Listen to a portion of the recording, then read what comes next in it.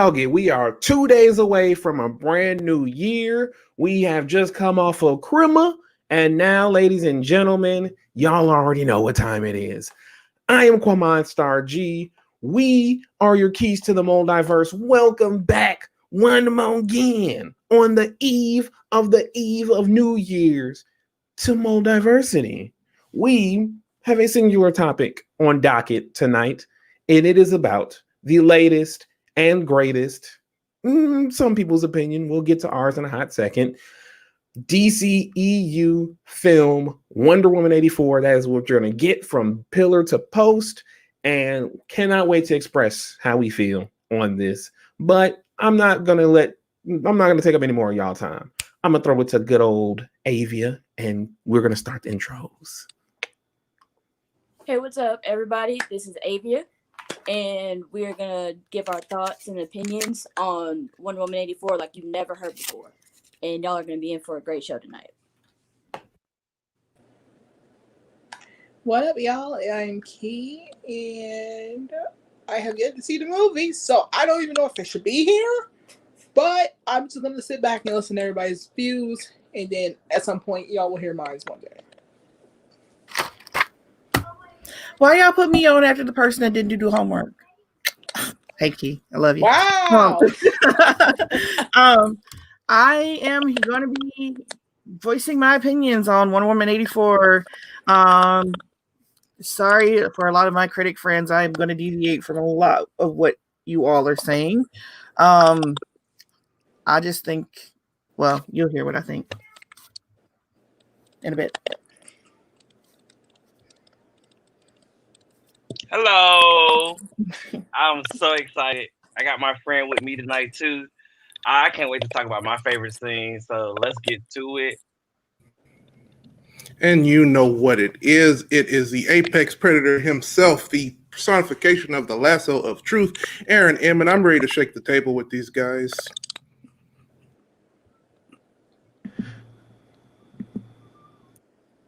Yeah. Because it's Wednesday, you know what that means. It is time for us to give you that unfiltered, that transparent, that authentic MulDiversity feels. And like we said at the top of it, this is about Wonder Woman 84. This is our reviews, thoughts, opinions, breakdowns, however you wish to quantify it. Except for in Key's case, she's going to have to just nod and smile about everything. She hasn't seen it yet. And mute. Even though she's got the max. But yeah, that's basically how we're gonna do it tonight. And you know, not to first and foremost, shout outs to this new layout Mike hooked us up with. This is the truth. Wait, shout out. This is not me doing this. This is StreamYard. It updated overnight. Don't do that. But you did it because we wouldn't have did it elsewhere if you didn't see it. So you did it. Take that compliment. Anywho, Don Gill, what's up? Ryan, what's up? But yeah, we are getting into it about Wonder Woman 84. A lot of people, both contemporary and the usual suspects, have voiced their opinions about this film, and I can guarantee you this, without going into any specifics just yet, we'll do that in a hot little second. We are going to give you viewpoints and opinions that you have not seen before, in a way that you were probably not expecting so much. So that is what's going to happen. That is what we're going to do. And go ahead, Joe. Sorry, can I just interject? I wanted to interject. We may not get into it today, but you know, just want to show everybody where we are, where we stand, where we support.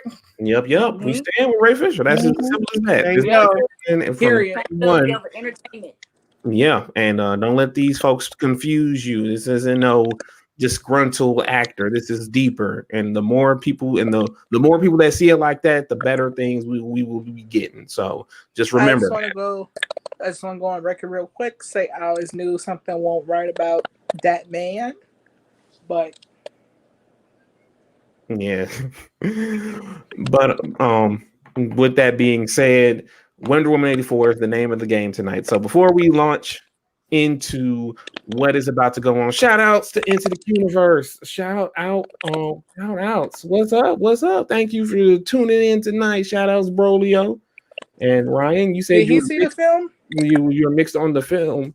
I don't know. I guess he has. I mean, if you want to, Q, this is my brother Into the Universe. If you want to get spoiled on Wonder Woman 84, then please stay. If not, then you might want to go ahead and just put us on mute for the next. Wait, your brother hasn't watched it yet?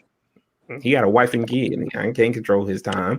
I mean, not everyone can be bachelors that can spend their time however they want to, like me. No, honey, because my husband and I and all of our kids have seen this movie. Yeah, because y'all a whole family. I am a bachelor. No, I'm talking about him. Your brother, though. That's not an excuse being married. Family together and say, "Sit down. We watching this movie. It's Christmas Day. It's Christmas. That is your lapse. Y'all acting like folks listen to me. I barely can get y'all in check, kind of, sort of. So he's right though. He said that's crazy. Hey, that's how these folks feel. But in any case, before we launch into the nitty gritty, does anyone have any sort of quick synopsis on their feelings on the film before we launch into it? I just want to say that it's okay to have mixed feelings about it. It's okay. It's okay to not say okay, I don't know just yet. It's okay. It is fine. What is not okay is what's been going on with people being on timeline saying you can't like this film. If you don't like this film, you have bad taste in movies. If you do like this film, then you yada yada yada. You cannot judge a person by whether they like this or not. That's the problem. If you start making those judgments, that's the problem. But if you still are like, I don't know how I feel, that's fine. That's fine. We're not trying to force anybody to feel one way or another. Which is what Twitter's been doing since the movie dropped, actually. So, yeah. Just want to say that. Yeah. Okay, why do you have to start stuff? Yes, because Joe's been trying to police what is and what isn't a Christmas movie. So I'm so glad to know that there are people fighting. If I just give in and say you can have Into the Spider-Verse, will you just stop? Yeah. No. Okay, but I'm not gonna do that. I'm just wondering. Anybody else has their quickie synopsis before we launch into it and shake the table? I do. Keto. I haven't even seen the movie yet because I'm just waiting for the right time. But seeing how people are like, I don't want to say mocking this movie, saying it was terrible, saying it was this, that, and the third. I wish y'all would put your energy into supporting the one black actress that was in it, like you did making the jokes. Mm-hmm. Yep. Absolutely. And I just want to. Rothwell is her name. Natasha Rothwell. Natasha Rothwell. I'm sorry, I didn't know the name. I didn't want to, be incorrect with the name. But that's fine. That's why I offered it. But yeah, Key's right. They should be putting their energy into supporting her. This is a big deal for her, right? You made a superhero movie. We should be celebrating her, and they ain't even mentioning her name. They aren't at all. They're too busy, mocking the movie. But had she been elsewhere on the other side of the tracks, it'd been nothing but up and down praise on my timeline. Yeah, if you let it be known that that's Monica Rambeau's sister, and she's gonna be in the Captain Marvel too. People have been all over the moon about that, but now she's literally the boss of Diana and Barbara. But that's crickets, and we're gonna get. I know a couple of people have a lot more in depth on that, and I wouldn't let them really lay out because they're going to articulate it way better than I just did. So if anybody else has anything else to say before we launch, let's get into it. Let's go. All right. So I'll kick it off. I'll kick it off, and I'm just going to start off by saying this, y'all folks. What up, Anthony? What up? I'm going to say this. A lot of the people I've seen react to this movie, I feel like are very much overreacting. I'm not even going to mince words. The comparison to Justice League and Suicide Squad that a lot of these folks have been trying to paint it is completely beyond the pale and completely absurd. I feel like this movie did what it have to do, both in the slang terms and in the actual critiquing terms. I feel like they did a well-paced, well-acted, well-scripted film. I feel like what it was trying to tell, and even then some. I feel like in a way, this is another situation with BVS in that people are expecting one thing, and then when it turns out to be another, they don't know how to react to it. The cast was spectacular. They were spectacular, just straight up. Gal, Pedro, Chris returning, and Christian, which again I was right about. Whenever a comedic actor switches into a more serious role outside of their comfort zone, they smash it out of the park.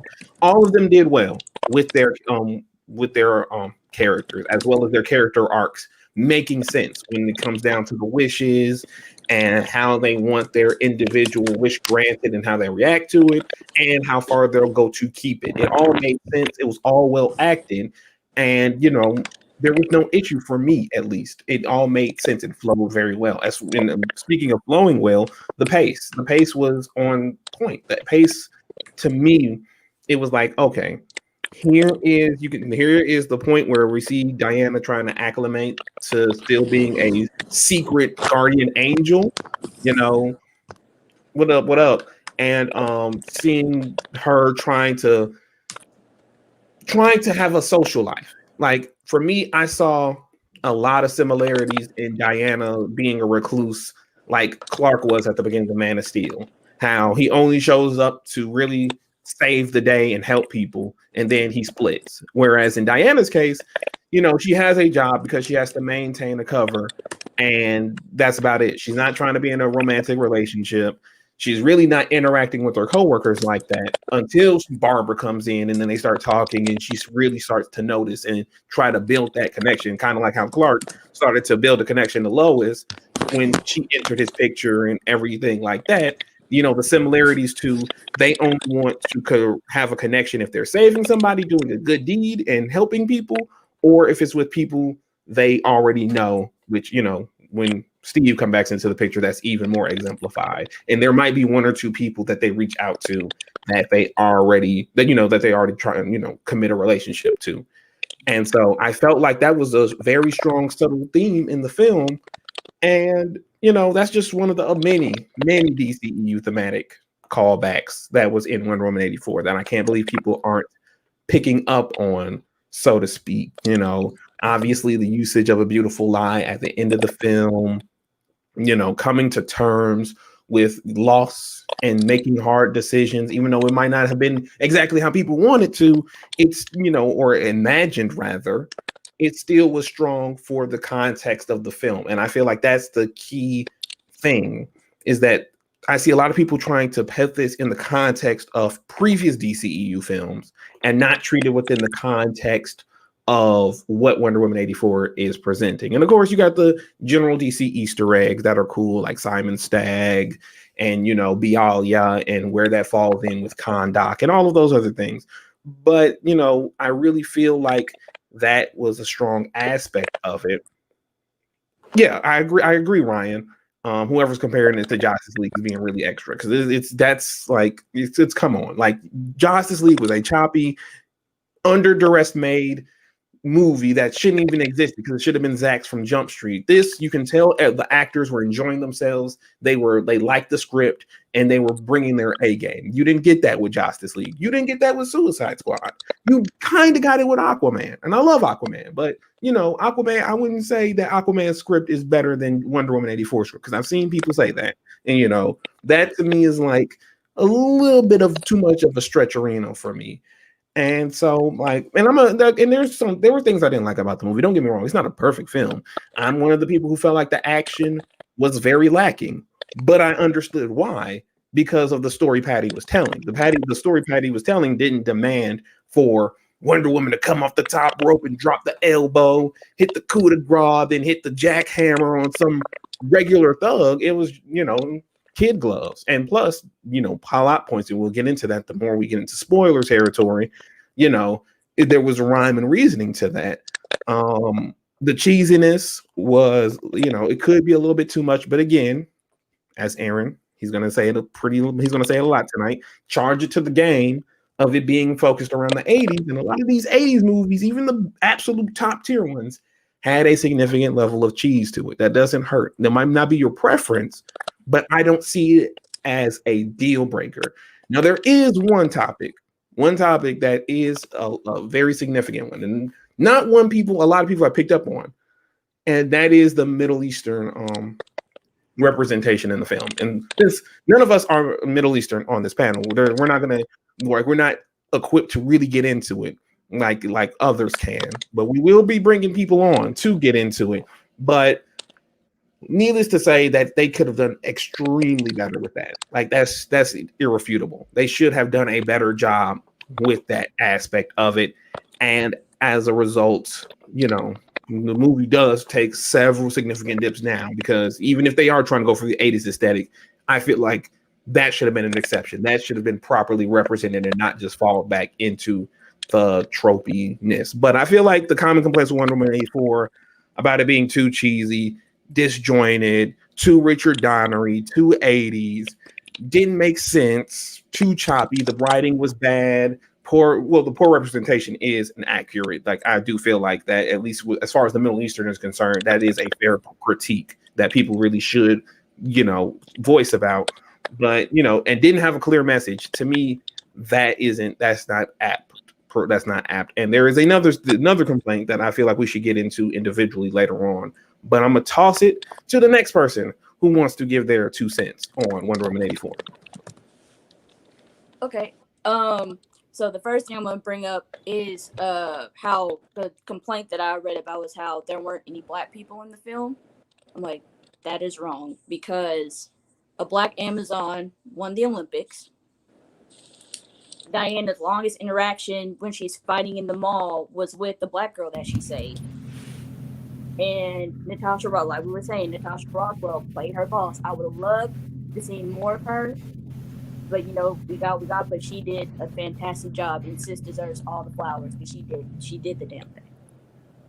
And also something I want to bring up about, and Aaron will probably agree with me on this, when Max Lord was talking to people, through the televisions, he gave me a Glorious Godfrey vibe. Mm-hmm. That's the vibe that he gave me once he was, able to speak to all the people and hear their wishes. It gave me a Glorious Godfrey vibe, and it gave me, this sense of how TV was, this way of brainwashing. But that was just something that I was just thinking of, just a little, sidebar.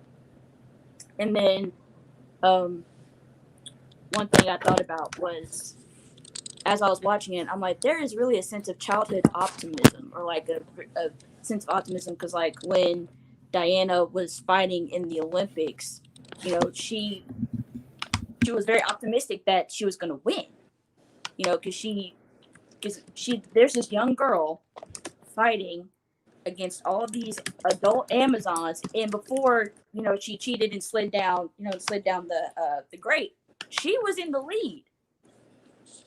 And also that sense of optimism was with Steve when he when they go to the NASA museum, he sees all the planes and all the shuttles and things, and then when he gets in the jet and he's flying with Diana, he's like a kid in the candy store. He's very excited, like he just, that sense of wonder just filled him, and that just brought me to the whole childhood optimism bit. And of course the scene with Antiope when she states that truth is all there is, and then you cannot be the winner because you're not ready to win.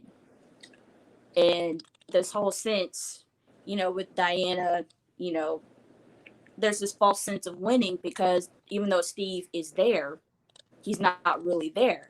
So technically Diana isn't winning anything. Even though she feels like she is, she really isn't. It's like she cheated it. Like she cheated Steve's death in a way. And once she has to let him go, once she renounces her wish, that's when she becomes a true hero. And that's when and that goes back to the saying when Antiope says, no true hero is born from lies. And once she realizes that the truth is that Steve is no longer with her, that Steve can no longer be with her, that's when she's like, okay, I have to live my truth now, knowing that he won't be here with me anymore. And that's when, you know, she becomes the hero that we know her to be. And of course, you know, Joe's going to touch on this, you know, a lot more, but, you know, just the immersiveness of the 80s aesthetic, you know, the clothes, the cheesy music, you know, and the mall rat culture. Because I was watching, you know, the beginning, I was like, I just immediately thought of mall rats. You know, just, you know, people just in the mall, just, you know, walking. And then the fight scenes in Q, you're right, it wasn't, you know, like pow pow pow, you know, just going head for head, just like breaking everything. To me, it felt like dance. It was like a dance. It felt, there was a very like acrobatic ballerina touch to it, like a feminine touch to the fight scenes. And I really appreciated that, because it was like, you know, doing all these twists and turns on the floor, you know, when Diana, you know, bends her back and does like some kind of ballerina pose. I'm like, that's cool. You know, using dance as a way of fighting. And then also, you know, when her and Cheetah are fighting at the satellite, you know, they're spinning like, you know, like a dance move. They're spinning all around. I'm like, that's really cool. And then you know, Diana, she silently, you know, when she silently wished that Steve to come back, you know, her powers waned. And then Barbara she stopped Barbara from killing, you know, people, even though she was weakened, you know, because that's just who Diane is. Like, she doesn't want anybody to get hurt. And then once she renounces her wishes, that's when she taps into her, and I said this earlier, but that's when she taps into her true potential. And then for Barbara, you know, when she makes her wish, she becomes more athletic, attractive, and, you know, she slowly starts to lose her humanity when she wishes to be more like Diana. But when she becomes a villain, she really, you know, her true villainous, however, my bad, I'm sorry. When her true origin of being a villain really comes when she realizes that her wish is going to be taken away. And then, you know, Max, you know, he's always wanting to prove that he's not a loser. And so when he winds up, you know, being able to grant everybody's wishes, he winds up hurting himself physically, but the person that he's really hurting is his son. That's the person that he's really hurting the most, because all his son wants, you know, is to be with him. And, you know, I feel like the theme of the movie was that, you know, the truth, as Diane stated, the truth is bigger than all of us. And then also, you know, wishes are like the monkey's paw. You know, it takes as much as it gives. And I feel like that's a great way of storytelling, because it's multi-layered. Like, it's not just about one thing. Now, that's why I think a lot of people didn't realize, like, oh, it's all over the place. No, it's multi-layered. And I feel like they really didn't understand it. And yeah, that's what I got.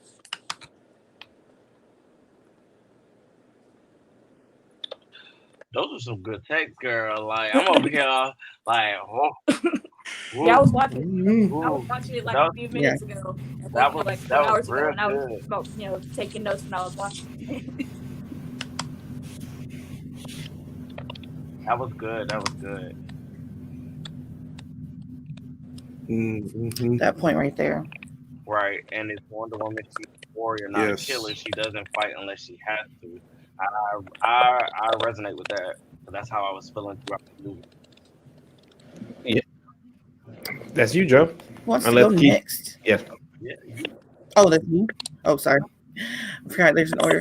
I got lost, and I got a message from viewers who sent an article where a Middle Eastern writer, a writer of Middle Eastern heritage, did talk about this movie, and the writer compared it to Temple of Doom, which kind of gets to the point that I want to make, is about, you know, okay, y'all. The main point that I want to talk about is the movie. If you look at the movie and you break it all the way down, there are a lot of 80s. The 80s was just kind of threw up on this movie, from not just the hair and the cars and the looks of the props and things, but also Patty used in her cinematography, she used the 80s look, and I think that is triggering some people because in the 80s, okay guys, in the 80s films, they were shitty. I mean, they were really not that great. They were cheesy. They had all of this optimism, especially movies that were meant to be for the family. They always had some optimistic point, even if the point was a little twisted. They were, some often low-key racist, actually not even low-key now looking back at a lot of them. And they also had all of this, they had tried to have some kind of message, some kind of, very Saturday, the Saturday afternoon, cartoon message. I say that now, and most of you don't even know what that is. But it has some kind of message that, that's really blatant that they want people to see. These are the films of the 80s, and they also had the bright colors that didn't always mesh together. Something is super, super bright neon, and then you had a kind of dull. And then the hair sucks, and everything, and the hair and the clothing, that was atrocious. I commend Gal for, she made 80s clothes look wonderful.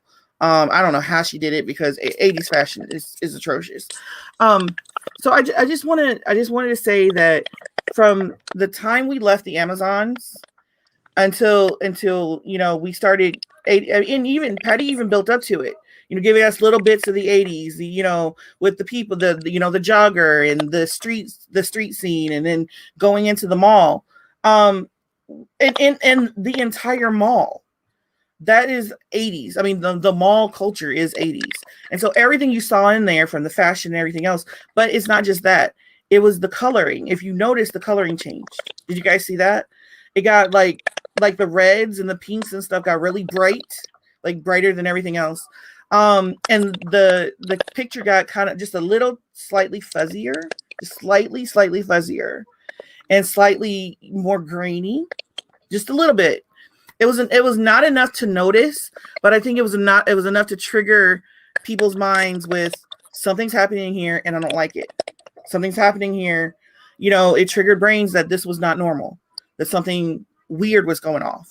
And I think she tried to immerse us into the 80s. I think that's what she tried to do. And every problem that I've heard people come up with, I can trace that back to what 80s films. Knowing is half the battle. G.I. Joe, yes. I can trace back to G.I. Joe. The G.I. Joe. I can trace back to 80s films. So one of the things that people complain about is the fight scenes. They were weak or something. Well, if you go back to some of the 80s films, unless they were like Rambo or something, they were meant for people, for the family. The fight scenes were kind of choreographed dance. People they was swinging and hardly hit the person they were swinging at, and you saw that. If somebody was cut, I know somebody mentioned on Twitter that Diane didn't bleed. That's an 80s movie thing. They had the cut with a little bit of blood and a little bit of bruises, but they didn't want to show too much blood or too much bruising because she's our hero, and you didn't want to see her damaged all the way. And if you notice, the people in the White House scene, the men, they kind of tumbled down, and they weren't bleeding or bloody or bruised or anything. And it's because that's part of the 80s aesthetic. What we are getting is the 80s aesthetic. We're getting not just the look of the 80s, we're getting the feel of an 80s film. And so people are not going to get, slashed up everywhere, because that's not how family films were done back then. Unless it was done in horror, and it was done in like the very, very adult action films. But everything in the middle, it was kind of, go back to some of the 18. Yeah, they were blowing up shit left and right, but nobody was bleeding. I challenge you to find somebody bleeding other than just a trickle from the nose or something, And so another thing is Wonder Woman is our protector, our hero, our good person. She even tells Steve before they have that White House fight, they didn't do anything wrong. So he has to put the sword back. Remember that? That's part of the message, you know. And there's several of them in here, but yeah, and I just really think the mall scene. Well, a lot of people think the mall scene was weak, Gillis, but I think it was done to kind of set up that, you know, firmly that we were going.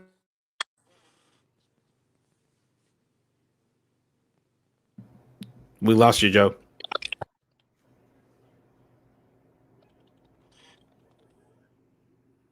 Okay, as we wait for Joe to come back, we'll just address some of the comments. You know, Amanda, you know, bringing up excellent points about how she spent the whole movie protecting people from ultra bad injuries. And, you know, she's protective, not offensive. Gillis, you know, expressing that, you know, he felt it was the mall scene was weak. It was the weakest. It was the weakest scene in the movie to him. And I'm not gonna lie. When I first saw the movie myself, it was like, oh, I don't know how I feel about this in the action department. I don't know how I necessarily feel about all of the goofy and over the top stuff. I know people like that in superhero movies, but I kind of like my action. If it's gonna be not extraordinarily violent or over the top, I feel like a mitigation of that will probably make the choreography look a little bit better. And like some of the things about it was kind of a little bit like, I can take it or leave it. And some stuff was cool, but other stuff was kind of like, touch your go. What some of y'all think? What y'all think? I'm about to say the mall scene gave me Cops and Robbers and like Diana and Roberts. It gave me, especially with the whole opening scene of her, you know, how it was introducing her. You know, she pushed the car, and you know, that felt a little cheesy as well. Then she saved the woman who was, you know, about to fall off the bridge and everything. But when we got to the mall scene, I felt like it was like Superman, like old school Superman. I felt like it was that type of, like, you know, it was cheesy. It was like 80s. I felt like it was just giving that type of vibe. But yeah, I mean, you know, I think the mall, it was good. I don't think it was I don't think it was like weak or anything like that. I felt like it just gave the aesthetic of an opening, as in, you know, introducing you into this world of, you know, that 80s vibe, that cheesy, that campiness. That's what I was getting from it, was the campy feels of past, you know, superhero movies, you know, i.e. Superman. So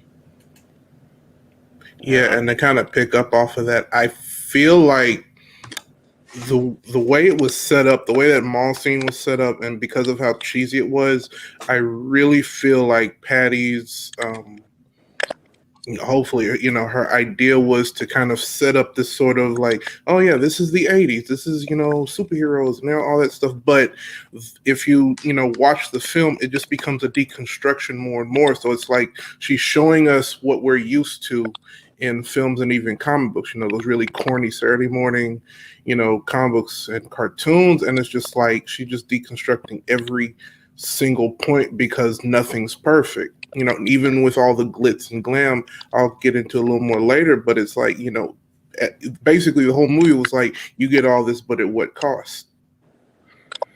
Yeah. And Joe's back, so let's bring her back. Awesome. Let's bring her back. There you go. So welcome back. Come on back in the room. Hey. Yeah, sorry, internet problems. Where was I? What did you guys hear last? Somebody who has a better short-term memory than me say it. You weren't paying attention, were you? I was. You were talking about when how you got froze, I got shook. Right. Yeah, I was thrown off, but you were talking about how Patty's decision to just immerse us in the 80s, you know, was a stylistic choice that just kind of turned off audiences. Yes. Yes. And it was because, okay, whenever we've seen movies that, you know, well, we're going to do an 80s thing, they do the hair, they do the music, and they do the cars, and that's it. She wanted to give you the entire experience. So she made this into an 80s film. You know, it was campy, it was cheesy, it was, yes, the fight scenes were weak, but if you remember 80s films, so were they. Guys, remember Indiana Jones, he did not, I mean, when he was like kicking people and pushing them out of the way and doing all this, he was not doing anything lethal, really. I mean, yeah, somebody did die when they, you kick them into a pit or something, or, off a mountain. But, of course, you just kind of know that they didn't survive that, or hope they didn't. But, it wasn't any like stab, blood gushing, with his movies, So, I mean, and yes, and there was always a message. You've got, to me, I think that people need to, if you can see all these elements, not just see all these elements, understand that the way 80s films were set up and the way that Patty tried to make this into one, not just Wonder Woman set in the 80s, but an 80s style film, I think it would resolve a lot of the issues that people had. I really do. Like I was trying to say with the whole White House scene, the fight scene, how, the punches hardly connected and people weren't gushing blood and things, that's totally an 80s film thing. I don't know if people, I think a lot of people did miss the part where Diana told Steve when he picked up the sword that they didn't do anything. No. And he put it back. That was you can't kill these people because they didn't do anything wrong to be killed. I mean, that's you have to do something wrong to get consequences. It's totally black and white 80s. And so and even a thing I want to point out too is later when she's fighting with Cheetah, people really, really did not like that. But I wanted to point out that if you look at Diana, every time that she tried to talk to Cheetah, there was like pain in her face. I think she felt really guilty that Barbara didn't know what power she was getting when she said, "I want to be like Diana." I think that she felt guilty for that.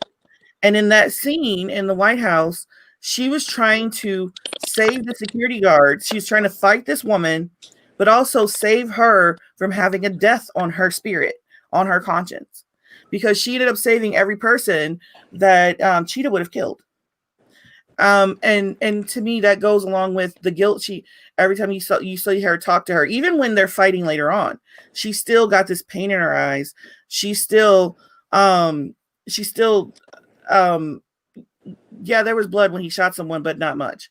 But I mean, Wonder Woman has this pain in her eyes when she's fighting Cheetah, like, the apex predator Cheetah.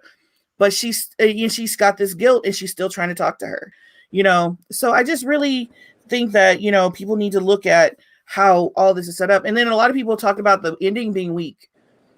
80s films, they always have to have this cheesy, everybody ends up great ending. So no, she's not going to snap Max Lord's neck like she does in the comics. She's not going to end up killing Cheetah. She's not going to end up doing anything like that. She's going to end up, everybody's going to end up learning a lesson. And that's what was supposed to happen.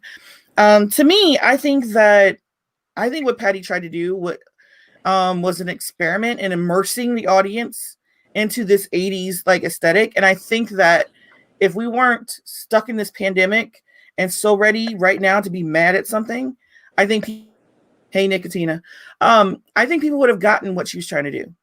But I think that people missed all these there were so many little signs and signals. If you look, they were like that held back to movies back then too, that I think that people missed. But yeah, the whole 80s aesthetic, a lot of the grievances I've seen can go back to that. I can tell you, oh, well, that's how 80s films were. I mean, and they were. So yeah, that was my biggest grievances with that, just knowing that, I mean, that people had that. And then I also had an issue with people saying that the beginning didn't fit with the rest of it. Like in Themyscira, where they had Diana doing this, what you guys have already talked about, this relay or this race. Well, my 5-year-old actually caught it. When, Diana was about to win and she was snatched up and told, no, you've got the power, but you do not have the maturity or the lesson yet. This is your lesson right now. I'm going to tell you why you're not going to win this. And she learned about power and responsibility at that point. Later on, when Diana is fighting Cheetah in the gold, she snatches Cheetah just like and it hails back to the beginning. She snatches her up and she has this talk with her. Cheetah launches at her. She snatches her again, continues talking to her, saying, I know you've got this power, but you do not have this responsibility. So you've got to learn that this power is greater than just, you can do all this. And I think that was that was the connection right there from the beginning to that. And that was actually the connection between Diana. Another thing, there was no bond, there was no chemistry, there was no connection between Diana and Barbara and Wonder Woman and Cheetah. Yes, there was. Diana felt guilty for giving this woman all this power and, and not warning her at all. Yeah, she snatched her by the nape of her neck. Yeah. I believe Diana felt guilty about giving this woman all this power. And this woman was a friend. And, and she wanted to save her through the entire thing. So, yeah. Those are some of the things that I saw that I really didn't. And one of my favorite scenes, I'm sorry, Gillis, was the mall scene. Because the little girl with the glasses and the little afro, that was me in the 80s. Oh my God, that was me. So I just thought it was great, seeing that interaction between her and Diana. There was a theory I saw out there that she could be, what's her name? The head of the Suicide Squad, Walker? Amanda Waller. Waller, yeah, Amanda Waller. That she could be Amanda Waller. Later on, I don't know, but I kind of like the idea of that. I want this little girl to be significant because she looked just like I did back then. But so there's my 2 cents for now. But yeah, does it make sense? It makes absolute sense. And I wanted to quickly. Absolutely. Oh yes, yeah. I wanted to quickly touch on something you brought up, Joe, about how the movie ended, and Key. If I know you haven't seen it, but this is your chance to mute everyone so you don't get spoiled, or you want to ride out and go with it and go with the flow. Again, I'm a wrestling fan. Spoilers are non-existent to me anymore. Okay, that's just fair enough. Stuff now. Because I 100% understand and empathize with that. So essentially, the movie ends with Diana using the lasso after several failed attempts. We're gonna get to that, Don. We're gonna get to that. We're gonna get to that. After several failed attempts to get the lasso around Max to compel him to renounce his wishes and give up his power, as Max is growing with power, as Pedro Pascal is doing a hell of a monologue, Diana is able to get the lasso around him because, as it's established earlier in the movie, it's not just a simple truth serum in a sense. It can compel people to do things and show them the truth, the purest form of truth. And since Maxwell Lord is through a lot of sci-fi DC stuff connected with every person on the planet, when she gets the lasso around him, she's able to convince everyone on the planet who has made a wish to renounce their wish, so that the world isn't ended. Because, as is the 80s, all of the world governments wished for more nukes at their closest locations, and they all launch. And Diana has to get everyone to renounce their wish so everything can go back to normal. And so she gets the lasso around him.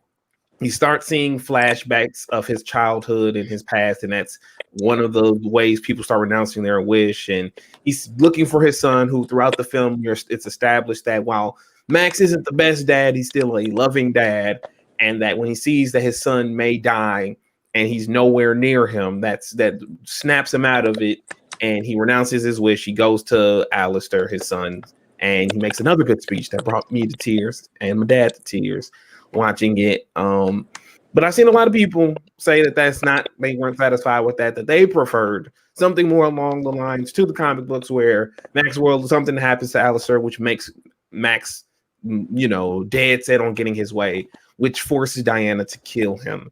Now, I'm going to preface this by saying this.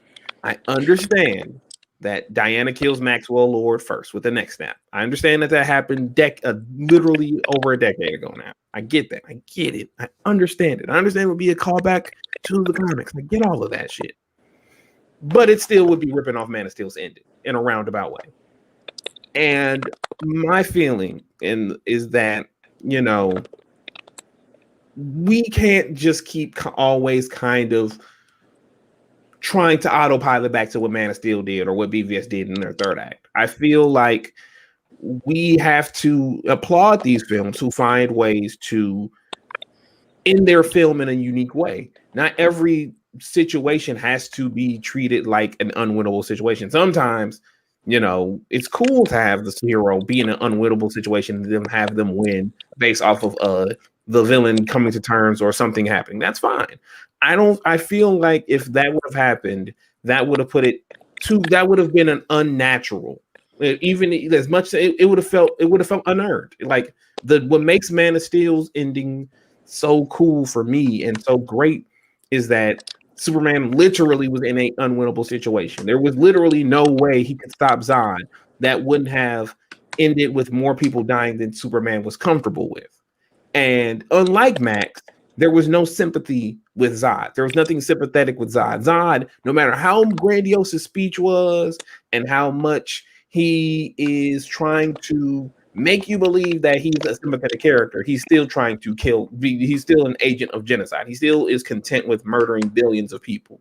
So while he's sad that Krypton is gone, it has to be understood that he's going to do it on the ashes of innocence. And then at that point, by the end of Man of Steel, he's content with that, even not even for Krypton anymore, just for the hell of it. And Superman can't stop him any other way. He has to kill him. In Wonder Woman 84, and as Amanda has pointed out, as Joe has pointed out, as we all have pointed out, Diana is different. Even though she's a warrior, she's not a killer. Don said that himself. So she's going to find the way, especially when she has the tools to find it. So it makes sense for the lasso to compel Max, even if it's not, no, it's still compelling to compel Max to stop it of his own accord. And I feel like having the lasso fail would have been it would have made it would have been a blemish. If it's seeing the lasso fail and she having to just snap his neck, I feel like it still would have probably got the message across, but it would have been too similar, and I would have had an issue because it just would have been Man of Steel all over again. Like the saying goes, there's more than one way to skin a cat, and I feel like the complaints about the ending to me just stems from people just wanting the Man of Steel effect, which I'm not going to say is bad, but I'm going to say it didn't need to be in Wonder Woman 84. Yeah, and back once again, she's keeping with that 80s aesthetic. She's not going to have anything that bad. That tragic, that drastic. At the end of the movie, it's not going to happen. So yeah, and I mean, so it was never going to happen anyway. I mean, and isn't it? I mean, okay. So another thing that I wanted to add, since you were talking about the ending, one of the complaints that people had about movies before this is they're too dark. They don't have the Marvel or effect. So this one was light. It was upbeat. It was a little it was cheeseball campy. Why the hate? Can I add that in there? But yeah, I just want to add that little part. Well, Joe, it's funny that you bring that up because we have somebody who might disagree with you on the ending, on how the ending is perceived. We're going to throw it to him next, Mr. Aaron Michael. Wait, you didn't like the Yeah. No, that's not. No, Aaron's What? Aaron's point is a lot more. Aaron's point is a lot better than just simply not liking the ending. Y'all are gonna dig. Well, I would say that this is a very dark ending for the film. Let me just preface all of this with saying I feel like this movie was extremely political. From an American lens, in the similar vein of what Watchmen was, and just about how the excess and greed of the 80s was, building on to basically the destruction of an entire world. But just going off of the ending, this is the whole message is just saying, well, people suck. You have to make do with it. and nothing ever ends, because you look at how Maxwell Lord was basically getting everyone to wish for their heart's desire, and some of these people wish for very awful things. You had the soldier who wished for more nukes. You had the president who wished for more nukes. You had this one chap, to wish for this woman to basically drop dead, and Diana, she's seeing all of this, and she's lived, tons of lives, just on the island. And then when she's coming in since, World War I, she sees how horrible man can be thanks to Ares. But going off of that message from the first one, it's not Ares who's, the ultimate big bad. It's still mankind, and that ties into how she was in BVS. But in this one, she not only gives up Steve, another thing of loss. She loses basically herself when she wishes for Steve to come back. She loses access to the island because she knows she can't go back. She loses faith in humanity, just about like this close losing faith in humanity, because she sees how awful they are, and she's just praying that, she's really going towards the heartstrings with Maxwell Lord. But at the end of the day, it just ends with Diana flying. Spoilers. Diana's just flying, like a bird.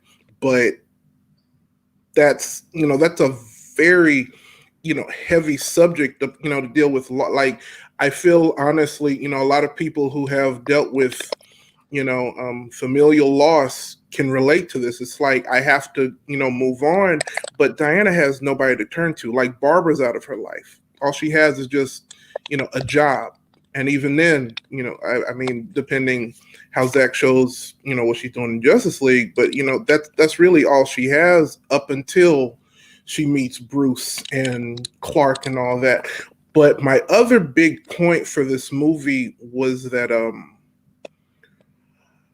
let me just say it, two of your faves, this is on a spectrum of two different things, but two of your faves. Okay, so guys, don't come for me. I'm talking to my nerd community. BVS was extremely political. I can argue, I think I will, but I can argue that BVS was a commentary on American politics during the Trump administration. I can absolutely argue that. We'll do that later. But your other fave, it had the cheese. It had a nice little ending wrapped up, and that was episode 4, New Hope. We loved it. Like, I understand the discourse. As a screenwriter, I do have some issues with some decisions in the script, but I had issues with episode 4. I really had issues with episode 2, just of Star Wars. And like, we can keep going, but some of this discourse, it just doesn't work. Kind of going off of what Joe said, the whole imagery, that hazy look of the further we got into the movie, if you notice, that was mostly when Steve was around. That could just be chopped up or charged to the game. That was the Dreamstone effect. The more people were wishing, the hazier the film got. Mm-hmm. Why is this such a huge discourse? But this film, I think it shook the table. Since you're going to hear me say that a lot, I think it shook the table and irked a lot of people, because at the end of the day, this is saying greed is good, greed gets away with it, and you have no happy ending. I mean, you get a happy ending, you have to make your own happy ending. Max doesn't get the world like he wants. He has a son, that's it. Barbara possibly still has her powers, but she's not at the top of the world like she thought she was going to be. She really didn't even get full-on revenge by killing the guy who tried to rape her. Diana, she doesn't have Steve, but she found some peace. The people basically almost nuked an entire world, and they have to live with it. Because, from what I can gather, just from the way it was set up, everyone, still understood what they wished for. It's just, over. Like, this is a very heavy message for, to have this little, cute little 80s imagery. But it's like, I don't think, to sound like Debbie Snyder, I don't think people are ready for this this kind of actual, like the actual critiques and conversations to be had with this film, I think it's easier to just, create this big discourse because it doesn't fit your narrative. And, funnily enough, that's exactly what the critics have done with BVS, and look how we fought. But I'd like somebody else to go because I don't want to get too in trouble with people. I don't think you would get in trouble. You said, you said facts. You said, you looked at it as as a critical standpoint. You looked at it as somebody who writes and everything like that. So, when what you said was, it is what it is. All right, Mike. So that leaves you the last one. No, because I'm the optimistic one. I'm the one who watched it 2 times back to back. I'm the one who been watching it on his phone at work, looking at my favorite scenes. Of course, I do have things that I was like, okay, like I think for me it was just the fight scenes. Like I wish I could have got 8 or 10 more minutes of them in the White House. I wish I could have got 10 more minutes of the final act of them fighting. I don't feel like truly in the final battle, I don't feel like we actually got to see them actually fight. I feel like we just got to see them scuffle. I feel like we just got to see them, still have some type of what's the word I'm looking for? It wasn't. I just wish it could have been like 10 more minutes. I wanted to see how I've seen them on the animated movies, how I've seen them in the comics. I just wish that last battle scene could have been really significant to everything that both of them have been throughout the whole movie with their wishes and with their character building and everything. But other than that, I enjoyed the movie.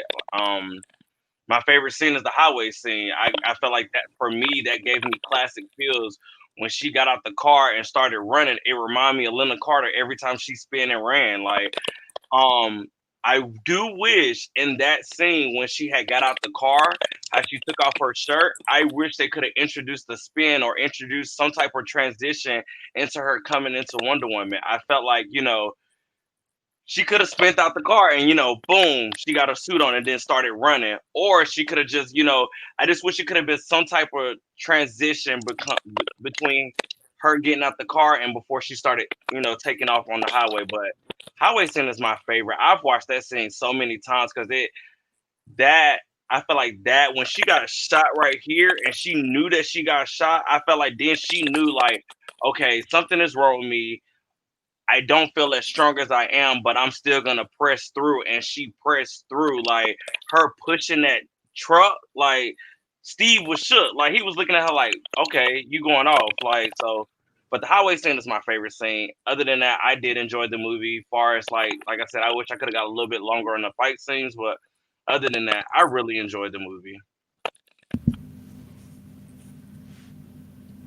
Yeah. I was expecting you to go there. Because we all. Mike, you said it like none of us who's seen the movie like the movie. Like we all like the movie. Yeah. Q.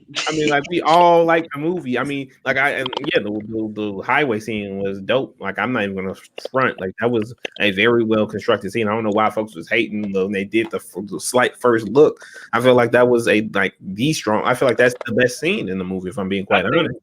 I think when it comes down to the first look, the way they had it cut, it's not the full scene. So I think a lot of people was like underwhelmed from that. But when you see the actual full highway scene and the emotion behind it, like, her pushing it. Ooh, I'm so Gil, just to answer the question, let me put it back up because I think I might have dipped out of it real quick.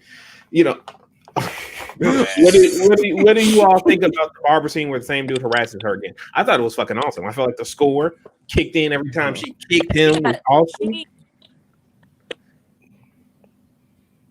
Avia?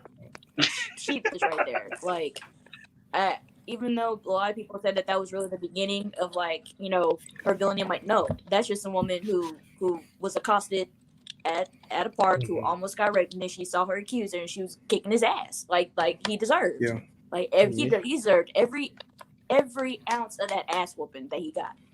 Yeah. Yes. And see, that actually makes a really good point. Right there's like now, so you saying that, and I was thinking about this while I was rewatching it, is, even though Cheetah is a villain, it could be argued that she's not really a villain. She just really she just wants that power. You know, she's just obsessed with her own protection and power, and that's first you get that money, then you get that power. Were there really any villains in Wonder Woman 1984? I think that's the real question. I think about how maybe the people or the world was not necessarily the villains, but because when they have that power to wish for something, everybody's wishes was different. Like that one guy, he wished that woman would drop dead. Like, why would that be the first thing that you think of? Why would you want this woman to drop dead? Because, you know, for context, for those who don't know, sorry to cut you off. The guy was Irish and she was British, and in the 80s there was a very significant turmoil with British and Irish people, and so that whole scene was to play off of that tension that was prevalent at the time of 1984. If the timeline, because I did, if I'm remembering my history correct. So that's why she said, I wish they'd take you people back where you came from. No, shoot, go up dead. Thank God Fatma's not here so she can tell me how garbage my UK accent was. So, and going back to the scene where Barbara was getting the revenge, and I've seen a lot of people talk about, well, I don't think that was a cool representation because, was it just the one dude in the show, in the movie that she just had to run back in? It doesn't matter. The scene was meant to show her getting her power again, taking back her power that the dude tried to take from her and expressing that. And and again, kind of fate playing its hand on keeping Barbara's hands clean so she couldn't catch a body, even though she should have caught that body because he deserved to get clapped. So, in the score, Hans Zimmer score, something we haven't really touched on, but it was phenomenal. And that whole sequence with the no, and then threw his ass into the truck, and then kick. That was turn. That was that's nigga. That's she was fourth and long, and she had to get the full field goal. Can we take a minute to pay the respects to Beautiful Lie being in there? Yes, that scene. That's perfect. That was literally shout outs to Patty and Hans going. Yeah, it's in the universe, meaning that Wonder Woman 84 is in don't let these stooges try to tell you otherwise. Snyder Cut, Wonder Woman 84, all of that connected and all of that, or else they wouldn't have used Beautiful Lie. They would have used probably Danny Elfman's whack ass Batman theme that he's picking up about. Now I don't care about it because he's about it. Tell us how you really feel. I'm glad they used Beautiful Lie because I can go a hot little minute without hearing dun, dun, dun, dun, dun, and you can blame Danny Elfman being an asshat for that. But we got two more topics. This is going to be yes, I agree, man. Yeah, definitely. Yeah. But we got two more significant. Okay, so if we did the whole Barbara revenge film, I still think I would like to see Diana still trying to get her to understand that her humanity was the best part of her, and how she, her empathy toward people, and I think that would be a good plot. Yeah. And it's so funny because that's the perfect segue to the second of our three topics in this Wonder Woman 84 extravaganza. And that is, and Key, are you ready? Oh, Lord. I said, are you ready? The DX reference, oh my God. Because we are finally going to talk about something where you can definitely get your question, and you are going to go first, and you is going to be able to lay it on out. Because now we're talking about Wonder Woman 3. I'm not going to say WW3 because 2021 hasn't started yet, and we don't know. We haven't rolled the dice yet to see how that year's going to shake out. So we're not going to promote that hashtag just yet. But Wonder Woman 3 confirmed. Patty did confirm that in a tweet that is the next move. So, and there's a name excluded, but that's going to be the last topic. We're going to discuss that very last. But Wonder Woman 3, Specky Lecky time. Key, let's go. Let us know what you got. Okay, so I saw this concept on Twitter, and I 100% was here for it. The next one should be past, present, future. Past meaning they introduced Circe. I think I pronounced her name right. Cersei, like Cersei, the Lannister. I should know that. Anyway, they should bring in Cersei. Show the progression with Diana. Like, it's about, give or take, maybe 3 years from Batman versus Superman, maybe a little bit more in the future, or whichever. And in the future, they show a little bit of Donna Troy, showing that the legacy still continues. And for my ideal casting for Cersei would be the woman who played Cersei, Lena Headey, because why not? I was just like that because it's so much there they could go with. Because you can see they already hinted at Nubia. I mean, I'm not sure, but from what you guys were talking about how the Black Amazon won, we can kind of might say that might have been Nubia. We don't know for sure. So it's clear as day there's other Amazons that have won this contest, that's been in this contest. So why not? Let's go there. Why not? Yep. I don't know. Now we're gonna just go ahead and when Mike joins us. Oh, there he goes. I thought he disappeared. Another comment from Meg. Shout outs to Meg. Yeah. Shout outs to Seal. Shout outs to Fatal J. We saw all the guys. Yes, Lena Headey is that beach. Absolutely. She's smart. She's funny too. So I think she's like really funny. And she's got a range. I think she'd be perfect. Fun fact for Terminator fans out there, she played Sarah Connor in Terminator Sarah Connor Chronicles. Mm-hmm. Yeah. She does. Yep. She does. But I would also like to throw, even she's been around in this casting noise, Charlize Theron. Oh, as Cersei. No. We need her for Old too. Whoa. I want it so bad. Need her for Old too. Well, Joe, I'll say this. She's cool with Greg Rucka, and Greg Rucka is one of the most prolific Wonder Woman writers that she's ever had. So that might, that connection might happen. And she was in an award-winning movie with Patty Jenkins. Come on, receipt. I gotta get my sequel. We can get them both. Why not both? See, we're gonna hook y'all up in the new year. We're gonna have ready clips. Shout outs to Nicotina. And he's fire with the clips, with just bringing them up. Chester Cheetah, you know what I'm talking about? But yeah, I'm just gonna keep it short, sweet, and to the point. No more prequels, like that witch said in Marvel. No more prequels. I don't want no more prequels. I don't want to go be in 2004. I don't want it in 2014.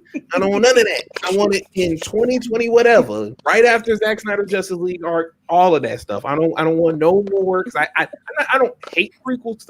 Star Wars prequels is one of my favorite, but I just don't like the concept of constantly, when you got a character that has a lot of material, being said it before stuff they're the other stuff they're in. I want it to be after. I want to be like man, don't you remember when I punched Darkseid in the face? Cool. Now let me go punch Cersei in the face. So that's what that's a very much to each their own. Okay, can I give an idea? Can I like put forth an idea? Yeah. So Wonder Woman does a lot with the Justice League Dark storylines. Yes. So we can go there. Yes. And not disrupt what Zach already has. Yeah. We also get in some of my people that I love, the magicians of the Justice League. I love Justice League Dark.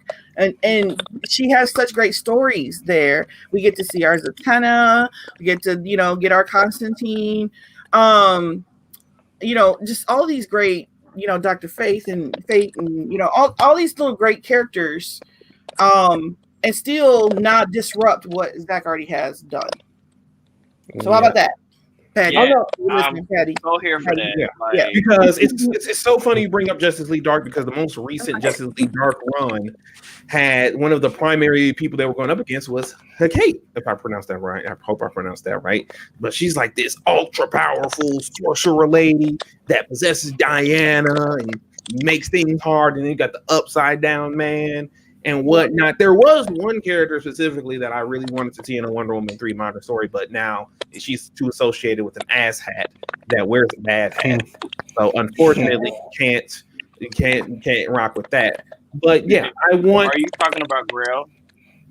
I mean, I wasn't trying to speak on nothing he created, but yes, that's exactly what I was thinking about. I know because you know when you said Grail that first time, you know how I feel about that. I want my Dark Side War. Like I gotta see that. I want to see Batman on the chair, but this is not the time nor place to talk about that. So we'll put that in the box back there and talk about that. I mean, technically, it goes back to an awesome Women of the Watchtower episode where shout outs to Amanda, Fatma, Meg, Joe. Joe, you're right there. And they were talking about, I believe it was their maiden voyage. They were talking about separating the content from the creator. So I guess I still could do that, but still, it's fuck Jeff Johns hours all day, every day. So I can't.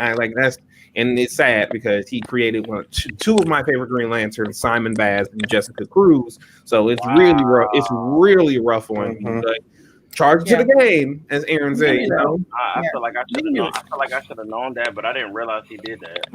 Yeah. But we got you. I was looking around. I had actually the Justice League Dark, one of the covers with Wonder Woman in it, and I don't have it. Or I can get my hands on it.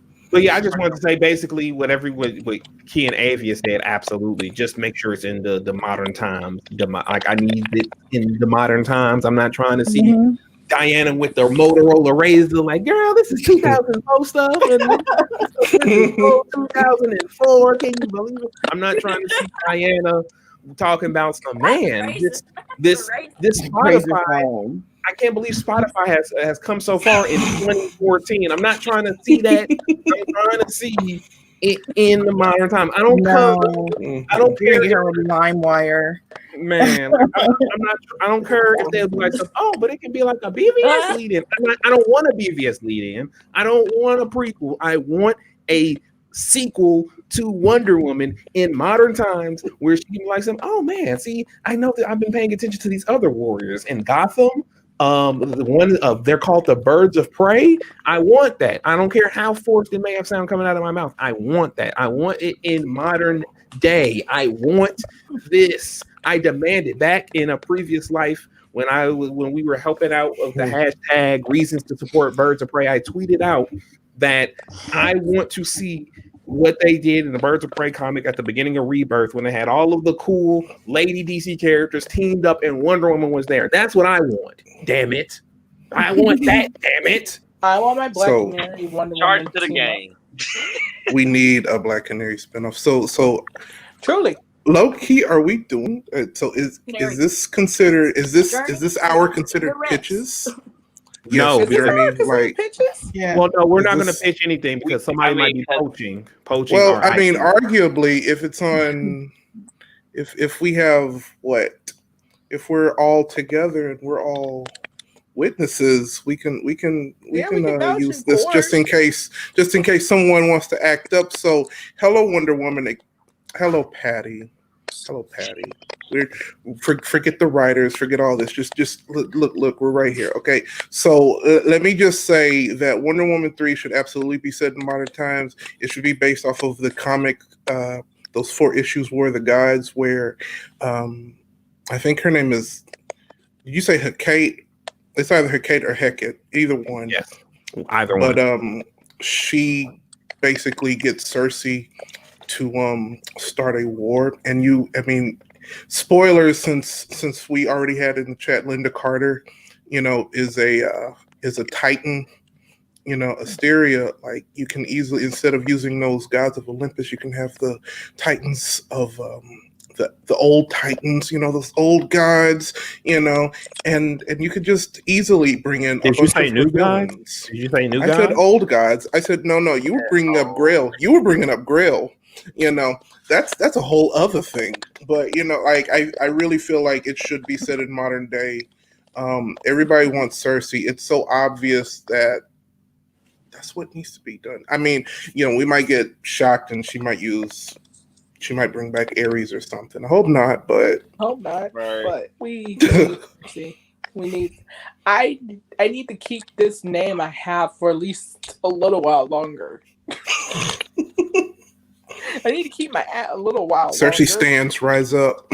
You're right, because if you change it to the spelling of Wonder Woman, it's now cursing. So you definitely can't. It has to stay the same phonetically. Mike, what's your pitch? Well, not pitch, because we don't want folks poaching, and I don't want to have to go. To be honest, I would like to see Cersei be the main villain. But I would also like to see it start off. I would like to see. I don't if everybody's seen on the Justice League show. It's an episode called Paradise Lost, where Felix Faust comes to Themyscira and he turns basically all the Amazon into stone. I would love to see him and Cersei work together, or Cersei poach him to, do this bidding where he goes to Themyscira and he turns all them into stone. With that being said, I would like to see some type of signal go up, and it lets know Wonder Woman, Diana. I would like to see Donna see that signal, and I would also like to see Nubia see that signal, and it would bring them all to Themyscira, and they will all see each other, and they have to figure out what is going on, and I would also like to see all of the villains that Wonder Woman has been through, that Cersei basically is basically making her own Legion of Doom to go against, Diana and the other Amazons, and yeah, that's what I would like to see. So basically, Mike, sorry to cut you off. So basically, you want that? No, you're not. You've been cutting everybody off all night. See, that's right. So Key just lost her rights to being first one to talk about something. Now, since she's trying to shade me for doing something I didn't even do tonight. Crazy. I literally haven't been doing it. That's crazy. And I got you a Christmas gift, and you just punched me in the face. Just punched me in my face. That's crazy. There we go. He said pitches. There we go. That's what I want. Yes. But no. So Mike. So basically, you want Diana. Yeah. I'm sorry, Avi. Somebody's speaking. Oh, I was just gonna say, yeah, I would definitely love Wonder Woman 3 to take place on Themyscira. Like that's definitely where it needs to be. And when me and Aaron were talking about this, that Cersei, and your idea with Faust was a great idea, Mike, with the show. That's my favorite episode of Justice League, because I'm a big Wonder Woman Cersei poses. But no more pitches. We're doing it like the fracking. No more. And the fracking. Yeah, the fracking city. So Mike, basically, when you talk about the signal, you basically want Diana to go fly to Gotham, and like right next to the bat signal, there's the Wonder signal, and she just takes the tarp off and then flash the W in the sky. No, and that's what they do. No. I wanted to be like it was when what's his name? Stephen Wolf went and came to Themyscira to find the mother box. And what are you talking about? We haven't seen Justice League yet. I'm not familiar. What movie was it? Was it Wonder Woman, or it was one of those movies where she did see a signal? No, it was the other Justice League. Justice League. That preview of the movie.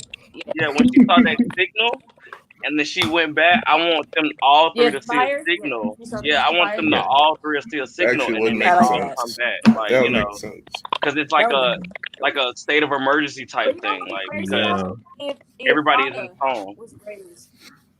What do you say? For what? Yeah, it'd be cool if Donna was raised by Cersei. She pretty much was brainwashed. He's shaking the table. I mean, let me just say, let me preface all of this. Y'all, Patty, DC, Warner Brothers, if you're listening, hire us for this. And Nubia should have her own trilogy. She should have her own trilogy, not a TV show. She deserves a whole movie. Yeah, and maybe we'll fit Yara Floor in there. Maybe we'll find something for her. That's future. We'll get to her. I mean, no offense. I really love her story, but we still got to do a proper Wonder Woman in present. But yeah, so before we got to get to this last topic, so and hopefully nobody is poaching our ideas because run us that check. We got evidence. We got the Evie, but there is something an unmistakable stank that is unfortunately associated with this film. And whether it is as influenced as people make it out to be is an entirely different conversation that we're going to have. But like we alluded to it multiple times, and that's old baseball capping ass, whack ass, jackass himself. And there's been a lot to be made about his influence on this film, going back as far back as when the Snyder Cut was getting released, and rumblings that he said certain very disparageable remarks about it. And of course, people have a lot of the knocking against Wonder Woman 84 has been, what are his influences? Or where can you see him? I've even seen some people trying to say that, Zack came in to the cut and tried to fix some of the stuff he may have or may not have done. And again, this is all conjecture. This is all stuff that is not confirmed. This is just us speaking on things we've seen and not trying to speak it as the truth. And whether it is confirmed as the truth at a later undisclosed date, that's shit. We ain't got the shit to do with us. We just speaking on it. So hopefully that holds up in whatever happens. But basically, how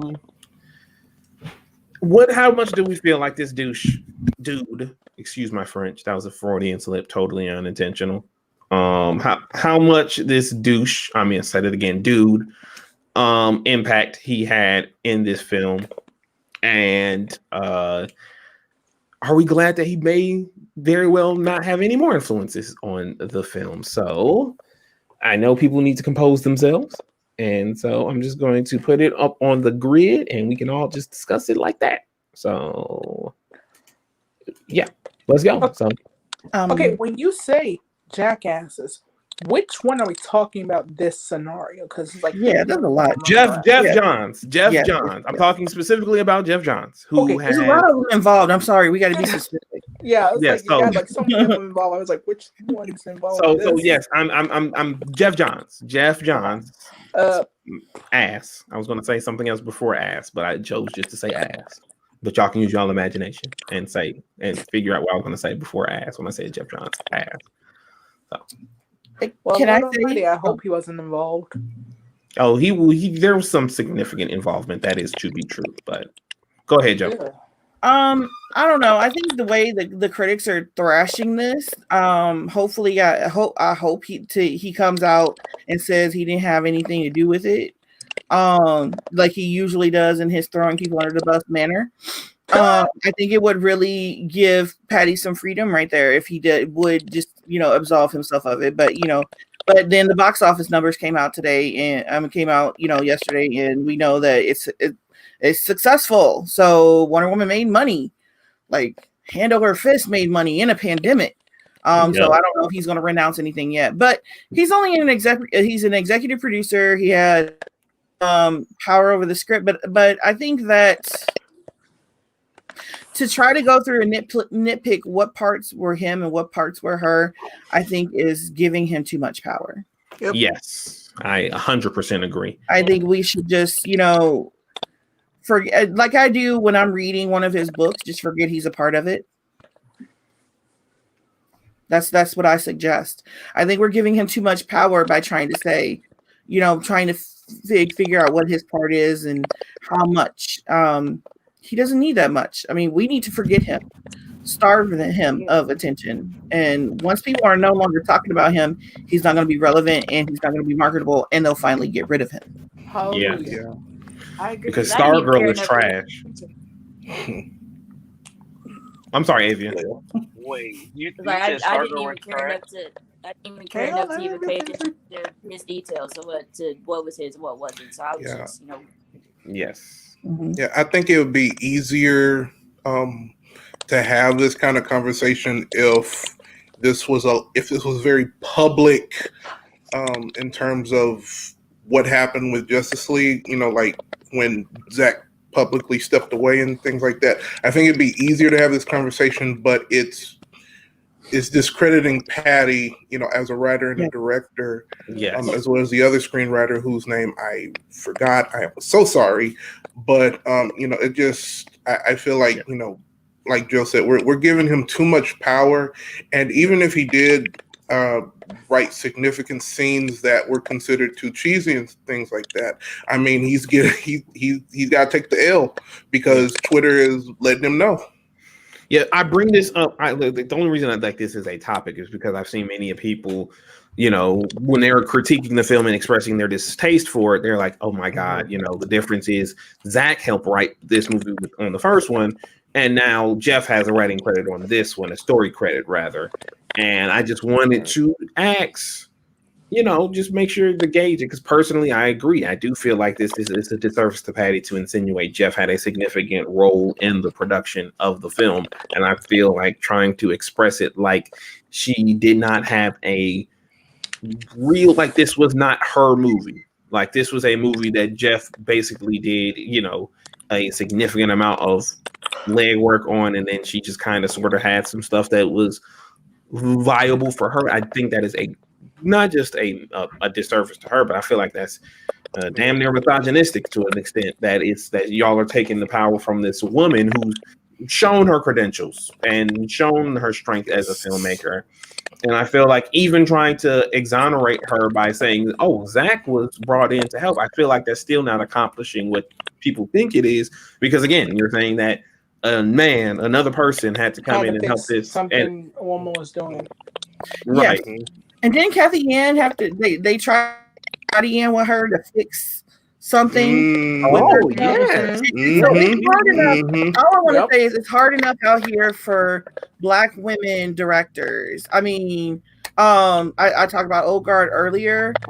Gina Prince Blywood said she had the hardest time convincing them that she can do a superhero movie with Ogard, that she can do a comic book movie, because she's a woman and she writes women stuff for Black women, and her audience doesn't translate overseas, is what Netflix told her. And she had to have Charlize Theron come in and said, I will work with her. I will work in this movie before it got done. I mean, you shouldn't have to have someone put with you to fix anything, but we hear it happening over and over and over again. Kathy Ann said something. I mean, and this is not the first time Patty's said something. So I think to keep his name coming up is doing her a disservice. I mean, let this have her due on what she did. I mean, she did something extraordinary. I think that this movie, people will look back and see just how great, what the little experiment that she had with the aesthetic. I think that people will look back and see it and appreciate it later on. Let them appreciate her and not her work with his name tagged on. So we just need to stop that. I mean, it's hard enough. And she probably didn't get paid as much as Zack or any of the others, Feig or any of them got paid for doing this movie either. Because, the gender pay equality, we all know that women get paid less. So, I mean, it's hard enough. Let's just, do her some respect and just leave his name out of it. Yeah, couldn't agree more. I couldn't agree more. Anybody else got anything to add? Heineken? That's what you're drinking, Mike? Some Heineken? No, champagne, prosecco. Yeah, but you should be drinking some Heineken though. That's the real nectar of the gods. I drank about 4 Heinekens before we hopped on here. That's why I'm so turned. Yes, and so loose. Get that Heineken payola. Yes. Drank some apple juice. Why are you trying to tell folks? We can get an ad. We can get an ad. We could totally get a Heineken ad. Dude, keep going. Yeah, keep doing that. All I Give it drink away for free. all I drink is Heineken, and all I smoke is menthol. That's all I get down with. That's all I do. I like that. Right? Mike trying to talk about some apple juice. No, all I do know is your breath be hollering. I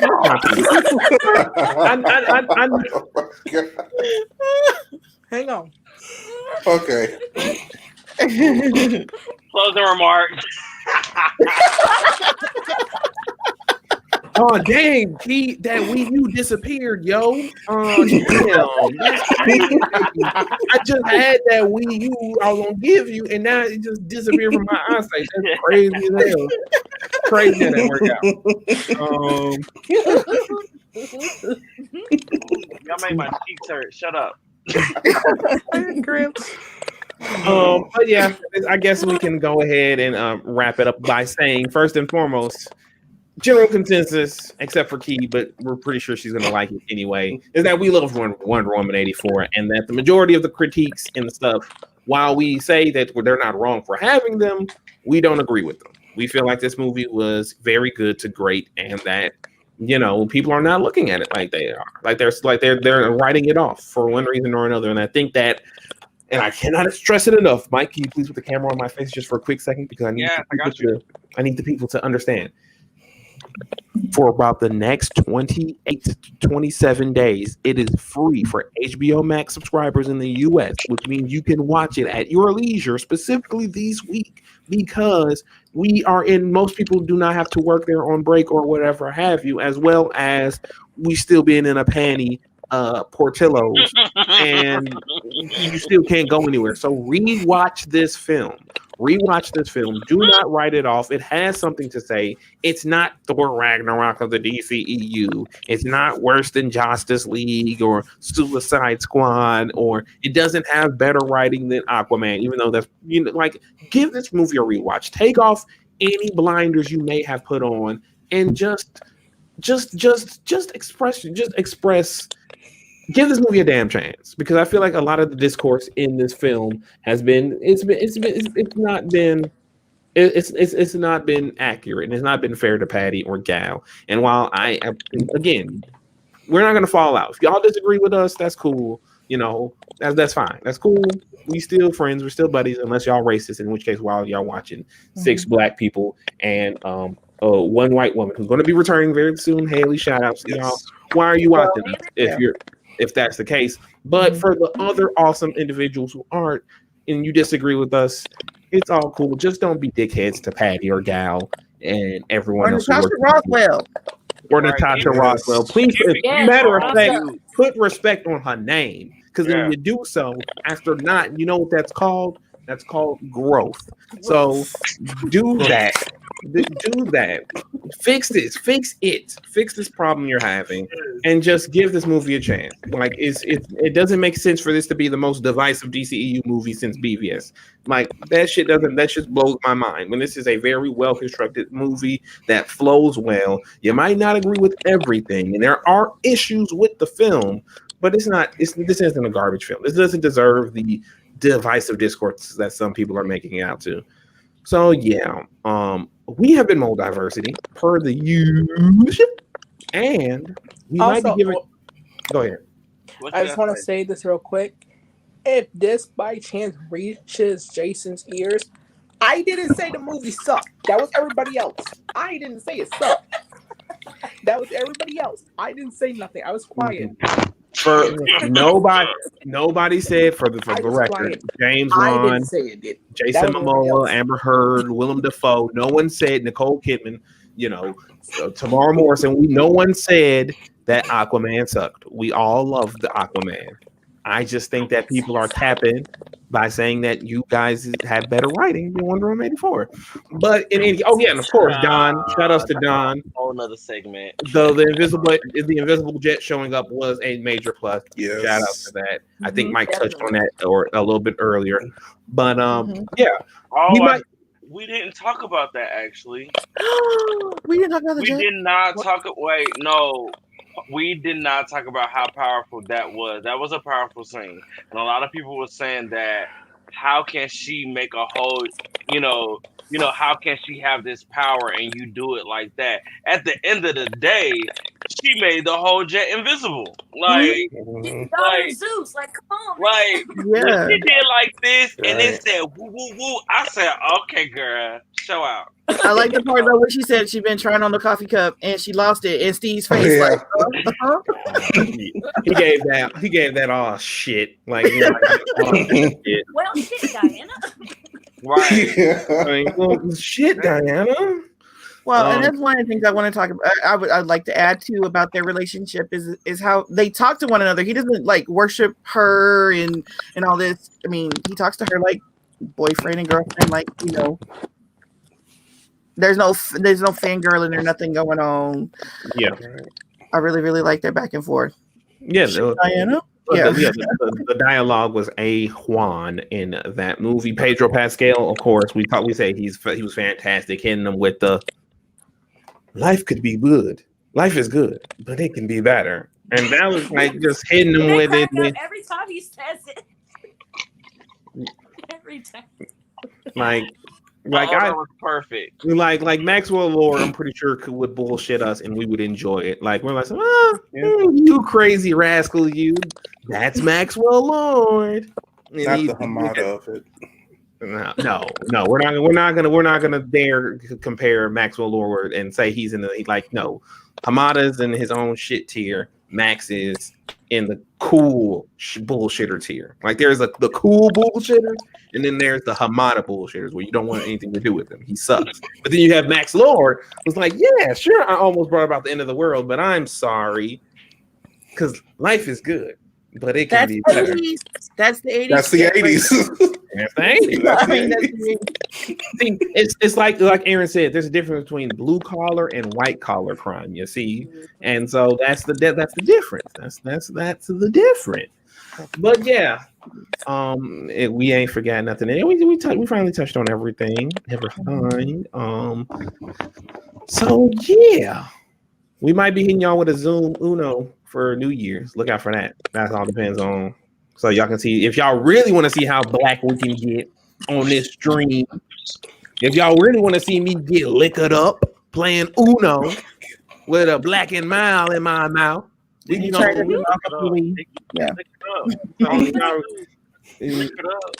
Oh my god. But that's if. But you know what they say: if was the fifth, we'd all be drunk. But in any case, this has been MulDiversity. Tonight's episode has been bought by Mentos. The Fresh Maker. And I just found that Wii U too, and just like that, it's gone again. Like, oh my god! I literally just found it, and then it just disappeared. Diana must have came through and made it invisible. So you know how that goes. But in any case, beautiful people, while we're all on the screen at the same time, let them know who y'all is and where they can find y'all at. Mike, you go first. You can find me at _oddgeek on Twitter, talking all things, whatever. Aaron. Oh, you can find me at Aaron Michael _J on Twitter. Also, you can find me on Two Lovecraft and Back with Mike. We are the Lovecraft Boys. You can find me on Comic Book Debate. You can find me arguing with executives. You can find me talking about the fracking. You can just find me with everything. You can find me all on Twitter just acting a fool. Not the fracking, man. No, we weren't supposed to talk about the fracking. I mean, since Joe spoke up next, you go ahead, Joe. You can find me at Janita L. Davis on all platforms. Find my work at theblackcape.com and Black Cape Media. Be sure to tune in to The Mess with Mike and me talking about our Bridgerton episode is up. So don't listen to all the mess, the mess on your TL. Come to Please us. don't. Break it down for you and make it hard for you to watch it. Okay. Yeah. Don't listen to them. Big Money Avia. All right, you can find me on Instagram, Twitter, and Vero at Avia Knighton. coming next year, Key and I are continuing Bitch What. So please look out for that. You don't want to miss it. And then Aaron and I are also going to start next year. We're going to have a show called Shake the Table. So also be prepared for that. Because we definitely want to shake the table. All right, y'all know me where y'all can find me at Kerosene Lannister. It looks like I'm going to be keeping that app for a little while longer. Catch me also on Q&K Talk Wrestling, where it's two black folks being very black about wrestling. And also, make sure you watch me and Avia's new show, Bish What. We got a very hot topic for our new episode in 2021, so don't miss it. Mm-hmm. And per the usual, I have been your boy Quamon Star G. You can find me Sundays on Facebook Live with my bro. We do Into the Universe where we talk about everything. Don't put the camera just on my face. Though. This is everyone thing. Y'all are not about. I'm not about to take y'all's time. I feel like you take us out. That's all. My bad. God. We're a unit. You can find me every Sunday on Facebook Live. Where me and my bro Into the Universe, where we talk about everything geeky, gaming, and nerdy. You can find me on the Twitters at QuamonStarG, where I will probably tweet something about my friends supporting my friends, tweet about something that I like, tweet to people, and probably maybe tweet some nonsense. Once again, I used to do that, but now I don't. You can find me on the Instagrams, kind of, sort of. Again, this pandemic has made my 8-pack into a flake pack. And so I can't be sexified just yet, but it's coming soon. Oh my God! You can find me on Cameo, where I'm charging y'all $300 a head for me to do a trailer. Listen to OnlyFans. Set the feed, okay? I said Cameo. I said Cameo. I said Cameo. Everybody, show's done.